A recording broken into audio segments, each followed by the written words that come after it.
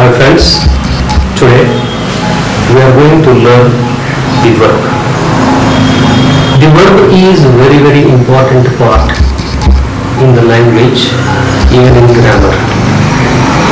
See, in this whole universe, we are the only creatures who can express our ideas through a language. See, expression is nothing but telling our ideas or views. These ideas can be expressed in sentences.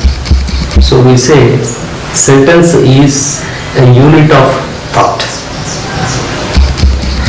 In the grammar language, we say a sentence is a group of words with a clear concept, clear idea. So in any sentence, we speak about some action. For example, we say, the man is going to the market. Here, what the man is doing is said in the sentence. He is going to market. Going is the action. Going is the work. And let us take another sentence. The boys are playing in the ground. Here, the work of the boys is playing. And when we observe one more sentence, cows give milk. Here, giving is the work. It is done by cows. So in this way, you take any sentence, you express anything, and we talk about an action. Without an action, we cannot say anything. So if we say anything without any action in a sentence, it becomes incomplete. For example, observe this. Cow's milk. Cow's milk. So it is not a sentence, it is just simply some information, incomplete information. The boys in the playground. So what are they doing? The boys in the playground. There is no action. We can't understand what the boys are doing. In this way, in any sentence, work is very important. The word which tells about the work is known as the verb.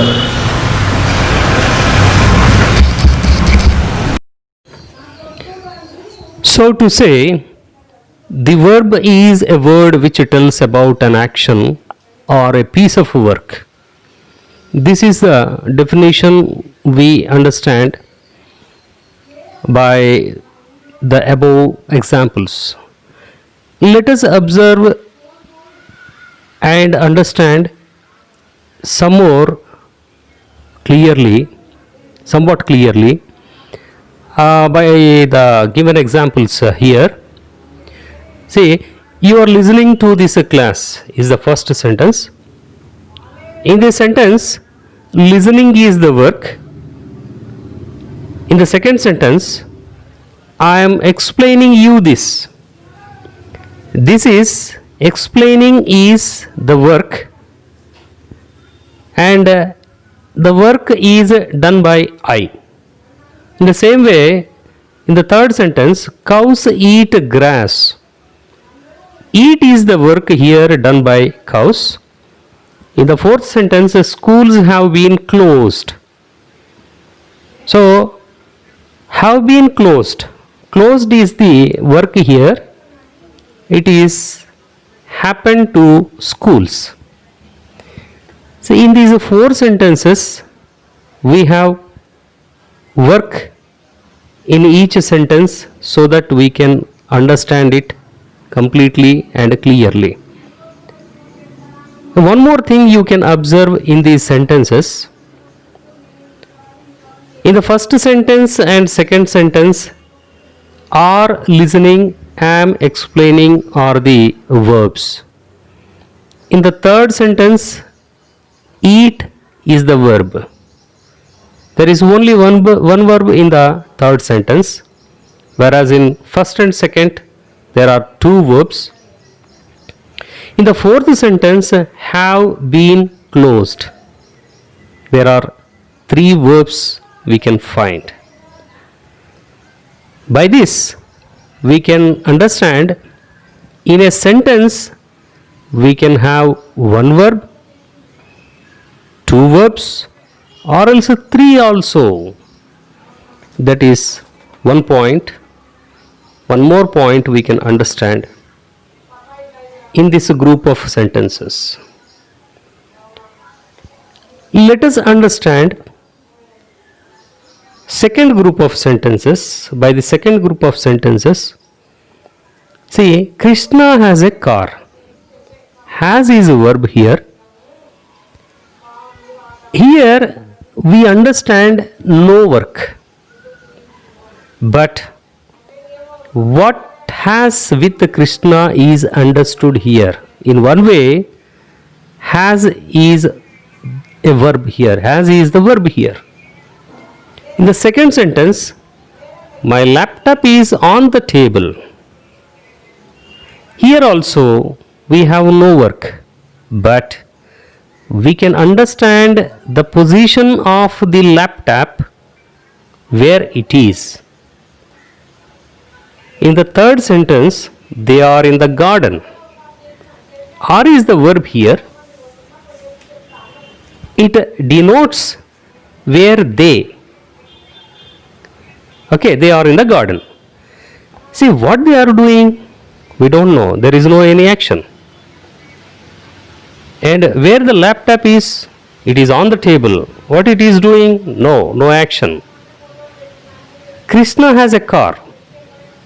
It expresses position.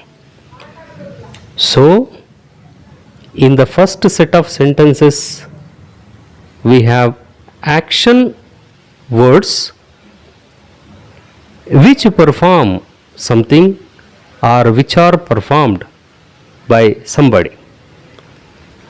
In the second set of sentences tell us action verb, that means the verb may indicate even position, possession, or state of being. So these are the things we can understand by these examples. Now we can even say the definition of the verb like this. A verb is a word that it tells us something about a person or a thing or a place. See this.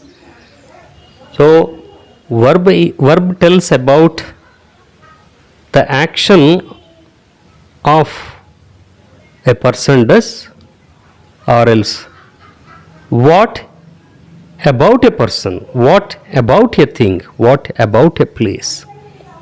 So in this way verb is used.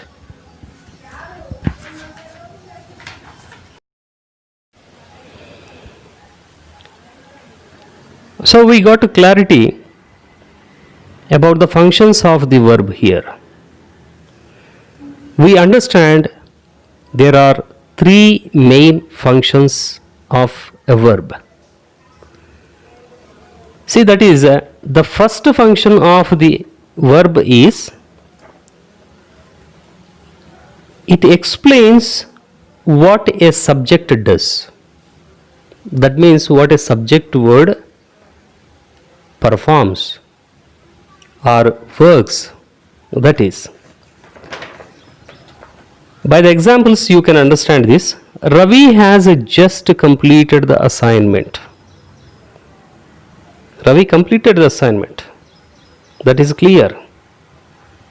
And who completed that? Who done that work? Ravi has completed the work. Ravi is a subject here. So what subject is doing is understood. What work he is doing is understood. Next, In the second sentence, they cannot come from the USA in the present situation. Here, come is the work. Who cannot come? They cannot come. So, they is the subject word. That subject word is doing some action that is understood. So, this is the first function of the verb. What subject is doing is the first function. The next function of the verb is that it tells what happened to a subject. See that it tells what happened to a subject. Here we have to understand carefully that subject is not doing something, but something happened to subject. By the examples we can understand, lunch has been prepared. Lunch is not preparing, but lunch has been prepared means somebody prepared lunch. Perhaps it is mother. Always it is mother who prepares lunch. So that is not given importance. Lunch, as it is in the place of a subject, we understand what happened to that. It has been prepared. Preparation is over. Right. In the second sentence, her handbag was stolen in the market. Here also, handbag not stealing, not doing that work. And it happened to the handbag. Somebody did the work. Stealing is done by somebody. So, here we understand something happened to the subject. This is the second function of the verb. And the third function is that it indicates the position or state of a subject.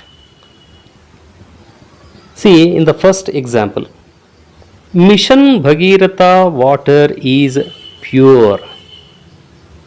Mission Bhagiratha water is pure means, here we say the quality of Bhagiratha water, but there is no action. It is only quality, and position or state of a being can be indicated by the verb here. In the second example, these days many of the cities are pollution free. And what is the state of cities these days regarding pollution is explained, but there is no action. This is a state of a being. They are free from pollution. That is explained. So in this way, a verb performs three kinds of actions, three kinds of functions. One is what a subject does, what subject performs, and what happens to a subject. And the last one, position or state of being of a subject is known by the verb.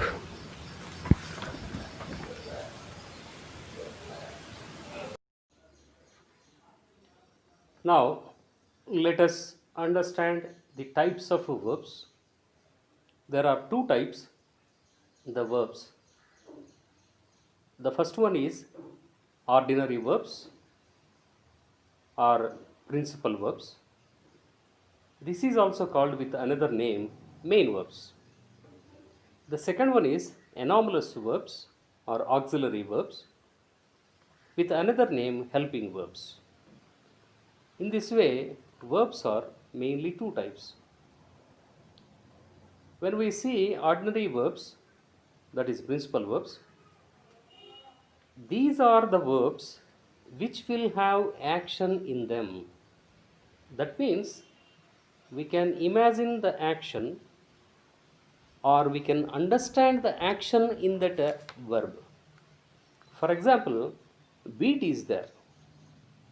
Beating is the action, how it happened is understood by us. Suppose taking a stick, beating a dog, or beating a person.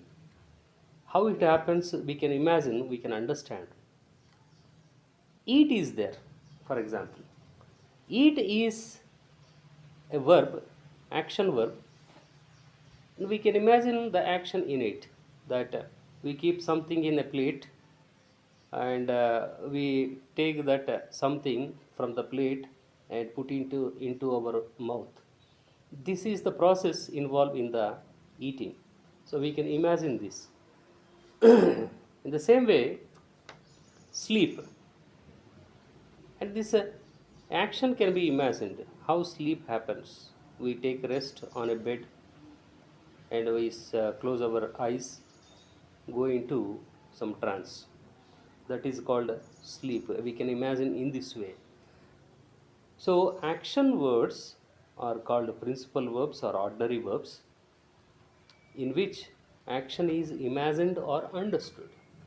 So like this we can say many number of verbs. For example, look, stand, go, ask, talk, sit, and examine, perform, run. So like this we perform many actions, so there are many action verbs. To say these principal verbs are many in number. And coming to the anomalous verbs. Anomalous verbs, they are actionless verbs. This is the main difference between these two. Anomalous verbs will have no action in them, and they are only limited in number, just 24. They always help the principal verb. Though these are only 24, these are very, very, very important in the language. Without these anomalous verbs, and we cannot use language. These 24 anomalous verbs are is, am, are, was, were, do, does, did, have, has, had, will, shall, would, should, can, could, may, might, must, need, ought to, used to, dare. So like this we have 24 helping verbs, which are also be called auxiliary verbs or anomalous verbs.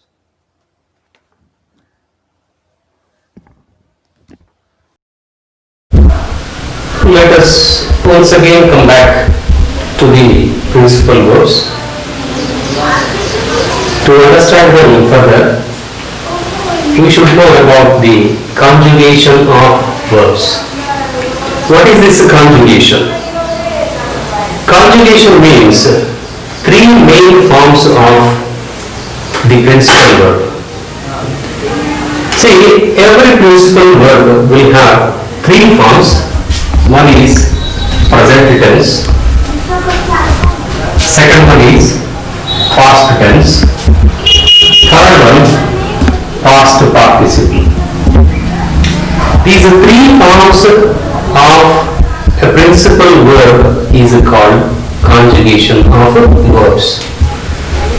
Without the conjugation of verbs, we can do nothing in English. We cannot write perfectly in English. We cannot speak perfectly in English. Because an action takes place in three tenses: present, past, and future. For this, we have to learn the conjugation of verbs very perfectly. You can even by heart them up to some extent.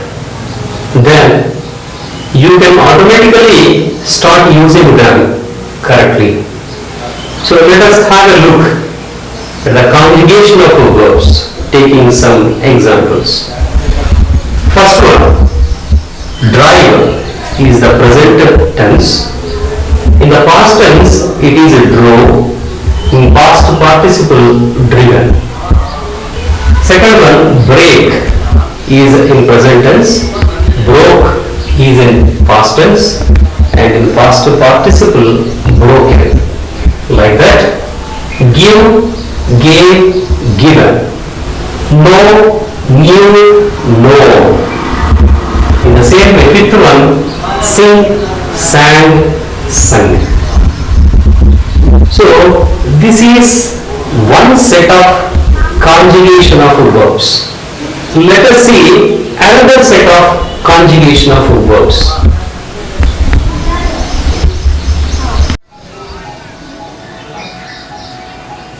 In this second set of conjugation of verbs, we can see 5 more verbs as examples. Ask, asked, asked. Happen, happened, happened. Talk, talked, talked. Help, helped, helped. Want, wanted, wanted. See the difference between this first set and second set. In the first set, all the 3 tenses, all the 3 forms are different from one another. For example, you take a drive, drove, driven like that. Sing, sang, sung like that. In this second set of verbs, we can find 2 forms are same. 2 forms are same. For example, you see, ask, asked, asked. Past tense, past participle, same. Happen, happened, happened. So, past tense, past participle, same. In that way, you can find in all these examples. So, this is the second set of conjugation of verbs. Let us go for the third set. In this third set of conjugation of verbs, we can find all the 3 tenses are same for every verb. See, for example, cut, cut, cut. Hut, hut, hut. See, some people use this hutted in past tense, but it is not so. There is no such word in English. It is wrongly always used. So, hut, hut, hut. In most of the films and many people use talking, I am hutted, I am hutted. It is wrong. So, for this purpose, conjugation of verbs very important. And in the same way, cast, cast, cast. Here also many people make mistake. That is, this laptop costed me very much. No costed, no such kind of word. Only cost, even in past tense also. So hit, hit, hit. There is no word heated. So we observe in some films, some people talking, I am heated. There is no such word. So hit, hit, hit is 3 forms. The same way, read, this is pronounced as read. In past tense, the same spelling, but it should be pronounced as read. Read, read, read. Even in past participle also read. But form is same, spelling is same. So in the third set of conjugation of verbs, we can see all the 3 forms is same. So in the first set of verbs, all the 3 different forms. In the second set, 2 forms are same, one is different. In the third set, all the 3 forms are same. So Based on the conjugation of verbs, we can divide principal verbs into three types again. Primary helping verbs are used as independent verbs. They are also used as helping verbs or auxiliary verbs. These are the two usages of primary helping verbs. For example, we will see where they are used independent verbs and where they are helping verbs. In the first sentence, we have a meeting next week. Have is the independent verb here because no other primary verb is followed. Whereas in the second sentence you see have followed attended the primary verb. So in the second sentence have is auxiliary verb but not independent verb. In the same way we can understand by the third and fourth examples. In the third example, she is in the computer lab. Is independent verb there. But in the fourth sentence, she is practicing in the computer lab. Here is followed by practicing as a primary verb. So in the fourth sentence, is auxiliary verb. It is helping the principal verb.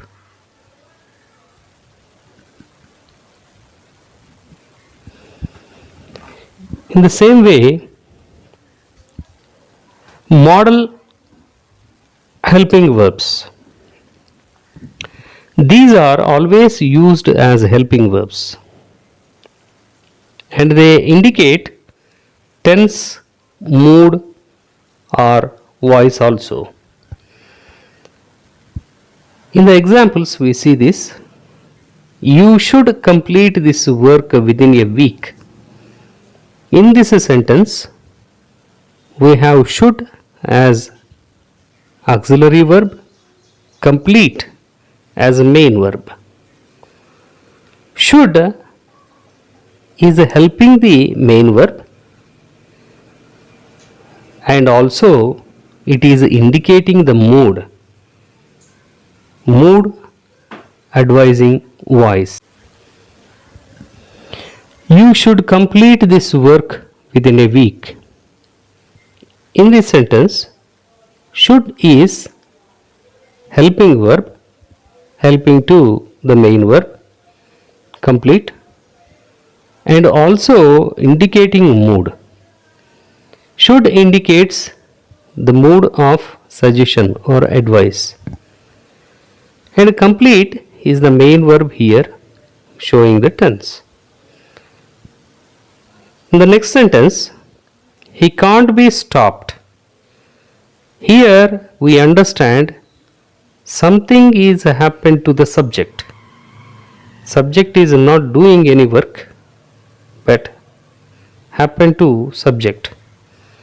So can't as helping verb but in the not in the mood and it is indicating voice.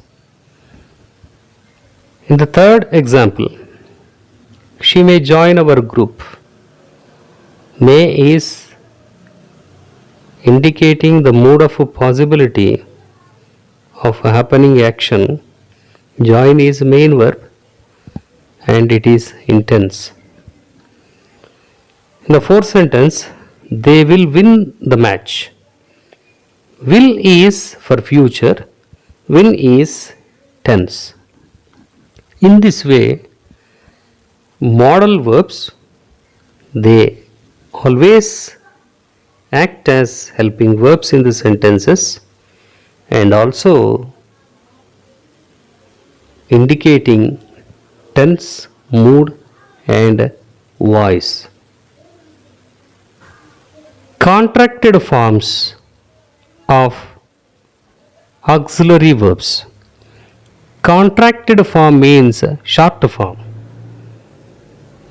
Auxiliary verbs have negative forms, unlike primary verbs. Primary verbs don't have negative form, but their negatives can be known only by the auxiliaries. So, only auxiliaries will have negative forms. These negative forms can be used in a contracted form, means a shorter form. The list is given here for your convenience, and by which you can easily understand their negative contracted forms. For example, you see is, its a negative form is not, and contracted negative is not. In the same way, are not, aren't, was not, wasn't, has not, hasn't. In this way, will not, won't, it is somewhat different from the above contract forms. So this should be noted. Will not, its contract negative is won't. Shall not, shan't, and cannot. In the negative form, this is somewhat different. See, cannot, in all the negative forms, we are writing auxiliary and not, the word not separately, but in the cannot, we write these two words jointly.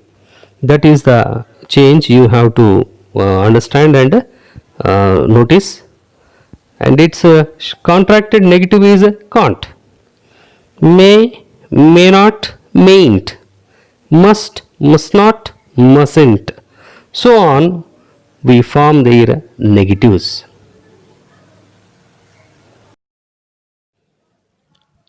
Here is a worksheet for our practice. Only 5 questions are given for your practice. There you should identify the helping verb and the corresponding main verb in the each of the sentence. See, the first one, you must work hard every day. You know, must is helping verb, work is main verb. The second sentence, I could come along with you. Could is helping verb, come is main verb. And the third, I am going to the railway station. Am is helping verb, going is main verb. In the fourth sentence, the visitor has been waiting. Has been helping verbs, waiting main verb. And fifth one, the clothes might look clean. Might is helping verb, look is main verb.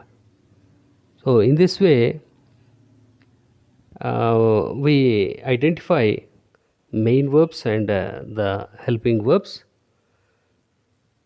I hope you might have understood this topic very well, and we come with a new topic in the next lesson.